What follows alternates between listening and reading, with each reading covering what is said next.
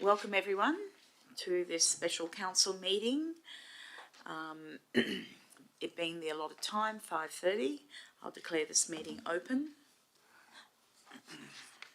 Just checking if our councillors online can We have two councillors who will be coming in online, Councillor Tamlin Ames and Councillor Emily Wilding.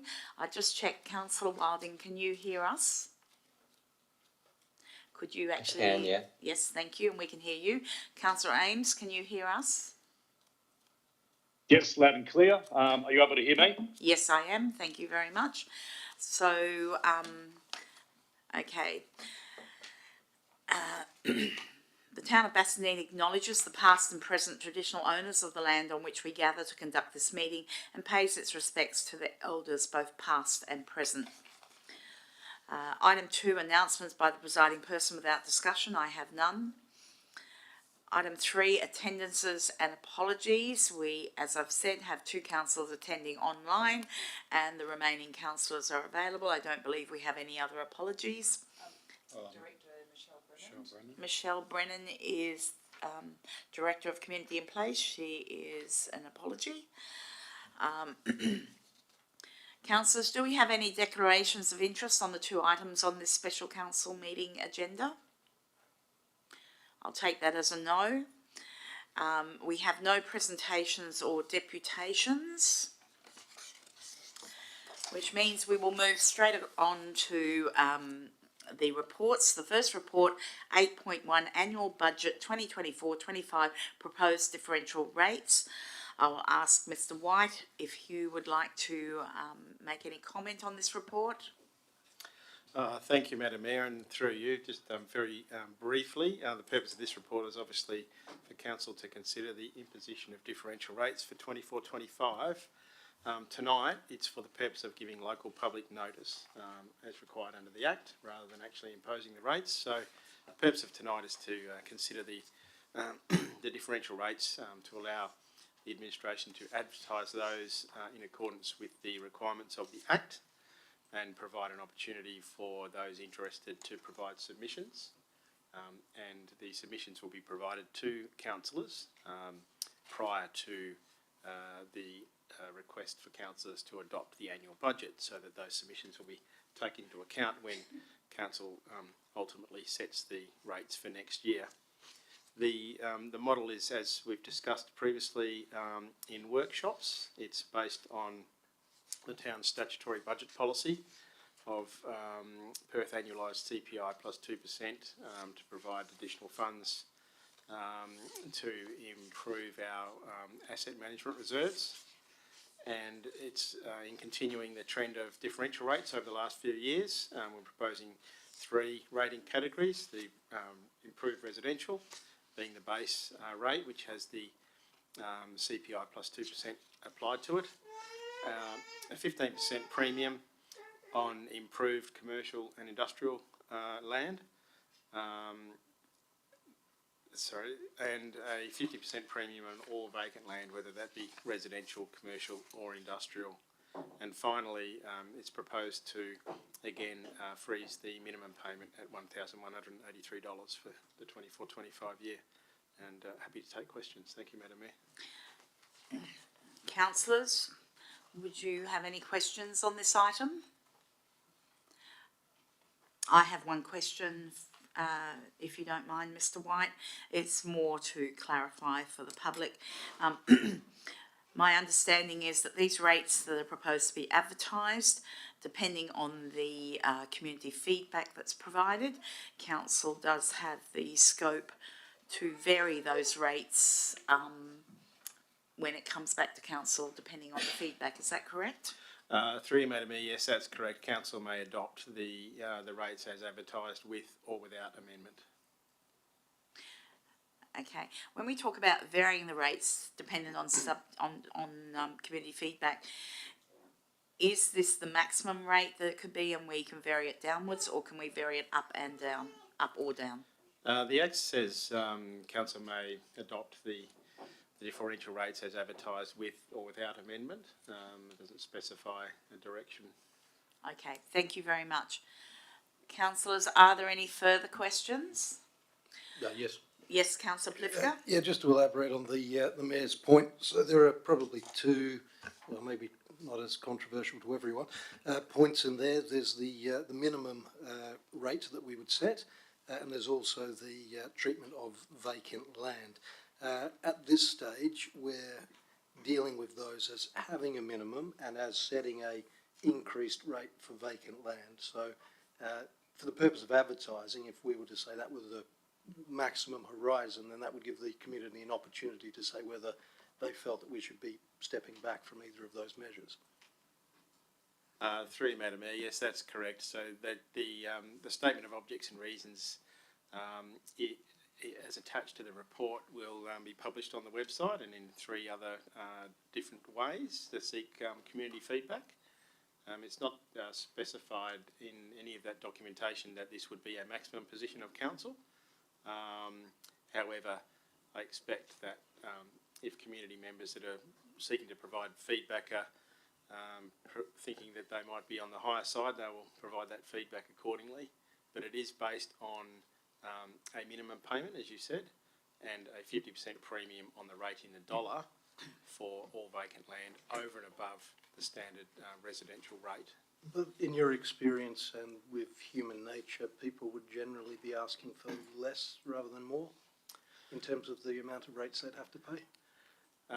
Through you, Madam Mayor, I guess in my experience, people who are liable to pay the increased rates are likely to provide feedback that they be reduced.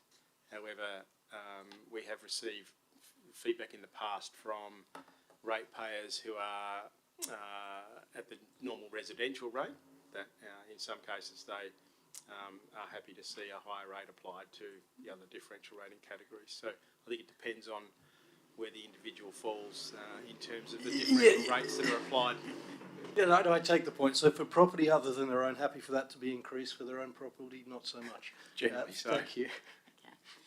I'll just ask the council to online if you have any questions regarding this item. No questions from me, Madam Mayor. Okay. I note that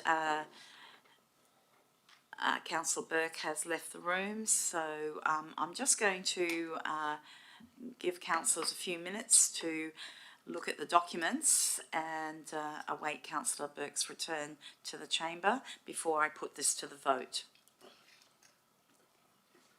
Thank you, Madam Mayor, and no questions from myself online. Thank you. Thank you very much, Councillor Ames.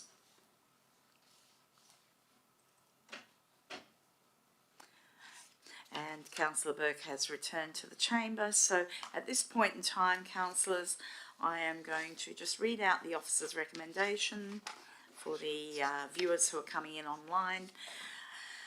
That Council 1, for the purpose of giving local public notice of its intention to impose differential general rates for 2024-25, approves the following rates in the dollar and minimum payment. The improved residential GRV at 8.1758 and the minimum rates are the same for all categories, 1,183. Improved commercial and industrial GRV at 9.4021. Vacant land residential commercial and industrial GRV at 12.2636, and point 2 approves the statement of objects and reasons for the proposed differential general rates for 24-25 attached to this report. Do I have a mover for this item? Councillor John. Do I have a seconder? I'll second that. Do I have anyone against? And I'll just check the council online. No one's against. Okay, I will declare that carried. So, councillors, we'll now move on to item 8.2, which is the land asset strategy. So, I ask, is this one that you wish to actually add any commentary to, CEO? Yes, thanks, Madam Mayor. Before I introduce the Director of Infrastructure to join us at the head of the table to take questions and to introduce this item, I'd just like to remind councillors that we haven't marked this item as confidential, but the land asset strategy itself was a confidential document. We consider the information in here to be in the best interest of the public for transparency reasons. However, if there are some questions that go to the heart of potential valuation of the block or other things that I consider confidential, we may need to go behind closed doors. But at this stage, I'm happy if the report is introduced by the director and the questions relate to the content. I'm quite comfortable that we can deal with it tonight. Thank you. And would you like to provide additional information, Director of Infrastructure? Certainly, thank you, Madam Mayor. As detailed in the report, this report is basically put forward to secure funds to undertake a civil project to enable us to enact one of the resolutions from the Land Administration Act. It's basically to construct a retaining wall as a condition of subdivision to affect the subdivision of the land. There is some time constraints there, that's why it's been brought forward to this meeting rather than the standard council meeting or a budget meeting. Thank you. Councillors, any questions? If not, I have a few questions. My first question is, I'm just interested to know in the timing of this report, curious to understand if there were any impediments to providing this report earlier in the year. Through the chair, I suppose I'm not best to answer that because I haven't been here for that long, but as it's come to our attention, or my attention at least, we've decided to bring it forward as quickly as we could. And I certainly do understand that, knowing the timelines, so thank you for that. Mr. CEO? Yeah, I might be able to add to that, Madam Mayor. I think it's an administration error, I would say, with the changeover in the director's role, with Luke departing and Michelle, and it's just been caught up and hasn't been able to be actioned as quickly as we would have liked. But I think if we progress it tonight, we can still meet the deadlines. Okay.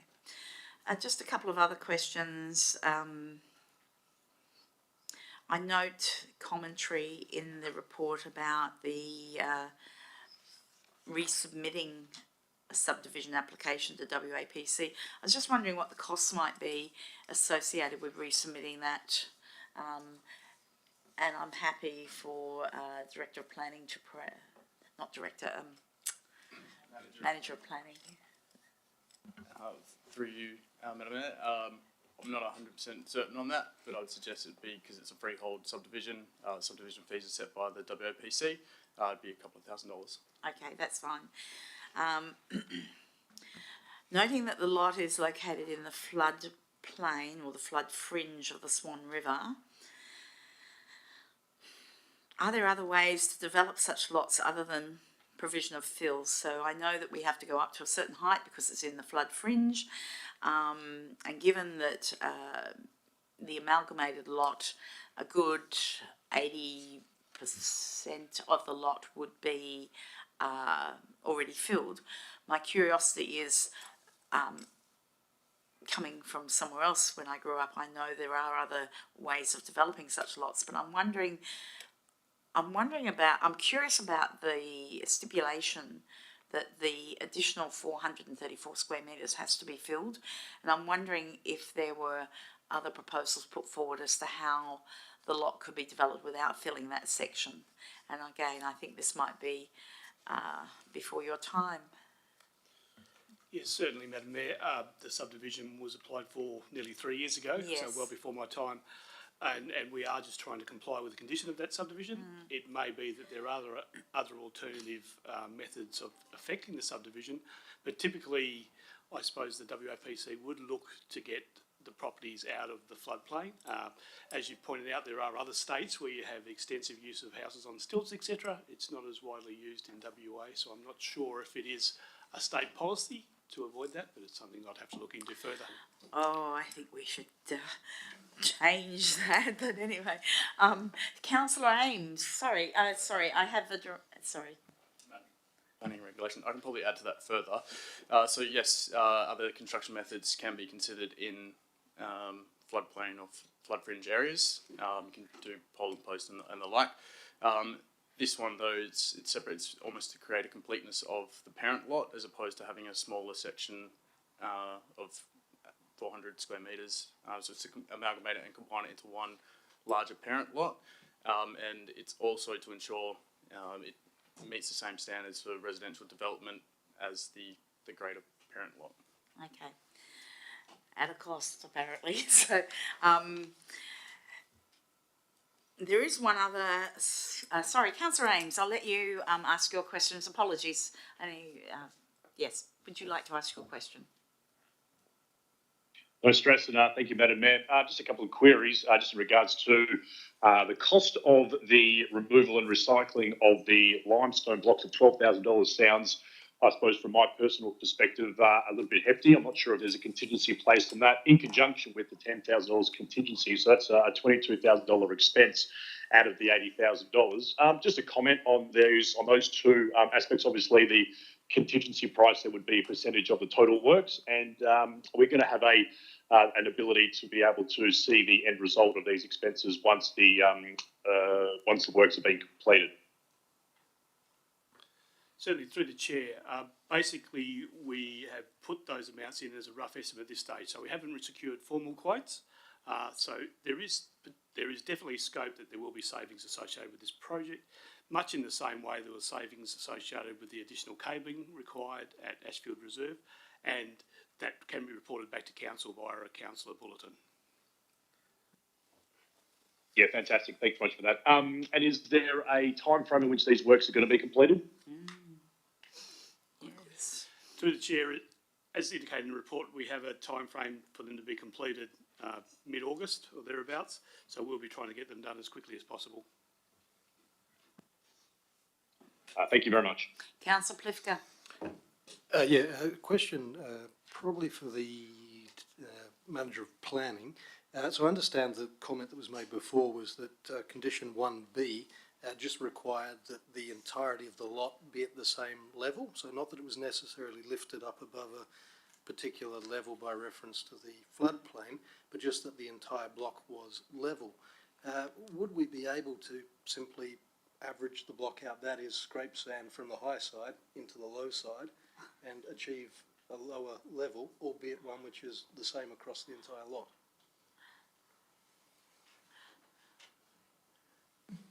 Through the chair, interesting proposal to do that. In terms of I had a quick look at the previous subdivision approval for the larger retaining as well, and the conditions related to that were slightly different, but we attempted to achieve the same outcome, and it was that essentially engineering drawings were prepared to the town satisfaction and implemented to ensure that the lot is capable for development. So it's not necessarily just about achieving a certain level for flooding or the like, it's ensuring that the actual lot is capable for residential development. Having consistency with that height and for that smaller portion would enable that smaller portion of lot to be capable for its intended purpose, which will be residential development. Councillor Ames, do you still have your hand up and wish to ask another question? No, I will lower my hand. All my questions have been answered. Okay, thank you. I have one last question on my page. I note that there is a comment there on page 20 of the report referencing the existing residential lot being remediated. However, there's a comment about the smaller lot potentially containing contaminated fill.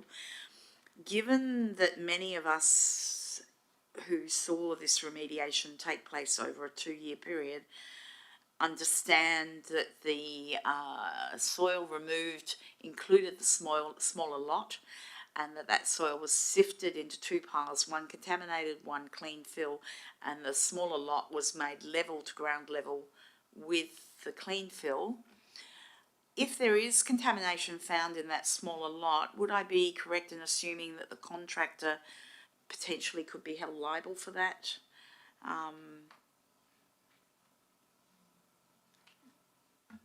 Through the chair, Madam Mayor, I'm not aware of the conditions of contract that were entered into at that time, so that would have to be checked to ascertain if that was possible. So then, subsequent question: if the smaller lot is level to ground level at the moment and is going to have clean fill placed on top of it, which I think is 1.5 meters or something from memory, and then having a retaining wall back around that, would that not sufficiently fulfil the conditions as required by WAPC in respect to no contamination?